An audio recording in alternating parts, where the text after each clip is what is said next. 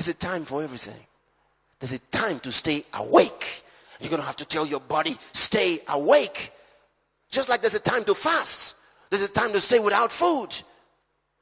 There are people who fast, and then when they get hungry, they go and eat. And you say, why did you eat? You were fasting. Well, I was hungry. Nonsense. That's what the fasting is all about. To stay away from eating when you are hungry. Anybody could fast without hunger. If you don't get hungry when you fast, what is the fast? Anybody can do that. Go find out from people in the hospitals whether or not they're fasting. Lots of them are fasting because they can't eat anyway.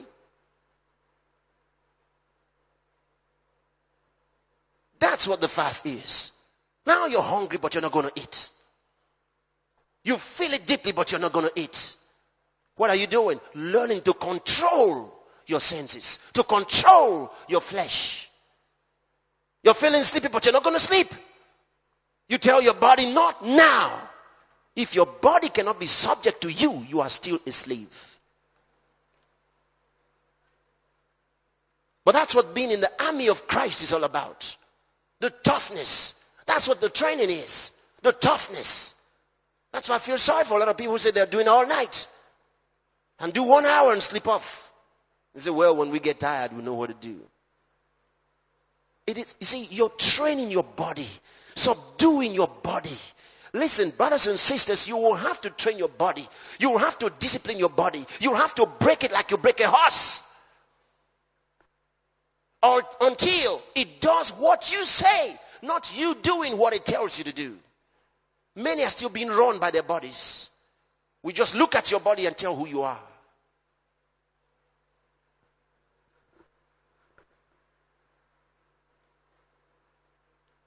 You're either too fat or too slim. Fighting your weight continually.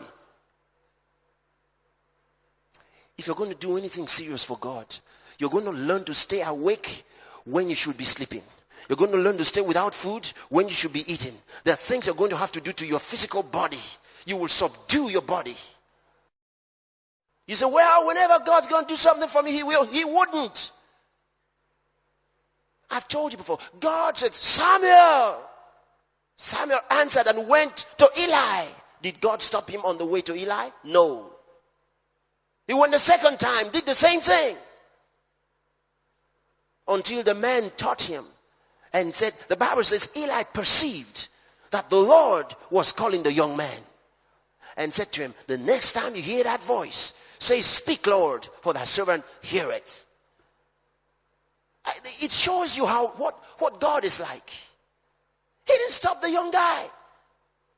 And if the guy made the mistake the last time, the Spirit of God would have withdrawn. And that would have been it for Samuel. Until maybe another time. Maybe. Because he doesn't always do it. He tells us already, my spirit shall not always strive with man. But Eli taught him. He said, the next time you hear the voice, say, speak, Lord, for thy servant heareth. What did God do?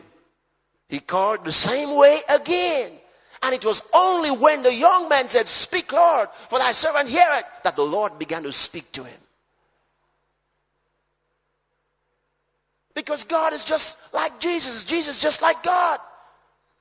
He showed us. The disciples were sleeping. Jesus came to them. He said, can't you watch with me for 1 hour? They get up. Oh, Master, we were so tired. We were sorry. The Bible says they had a tough day. They were tired. Weary from the journey. They woke up, cleaned out their eyes, and they said, Master, we're very sorry. We'll be awake this time. And then Jesus went away again and began to pray. And the man fell asleep again. Jesus came back. Oh, sorry. Oh, we were so sorry. The last time, what did Jesus say when he came back? As he got up, he said, sleep on now. Go ahead and sleep. It's too late. He said, go ahead and sleep. It's too late.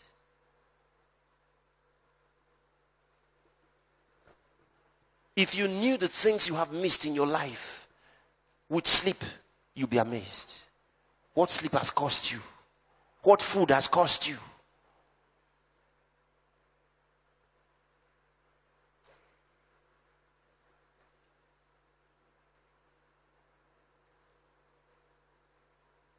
Self-control. Self-control.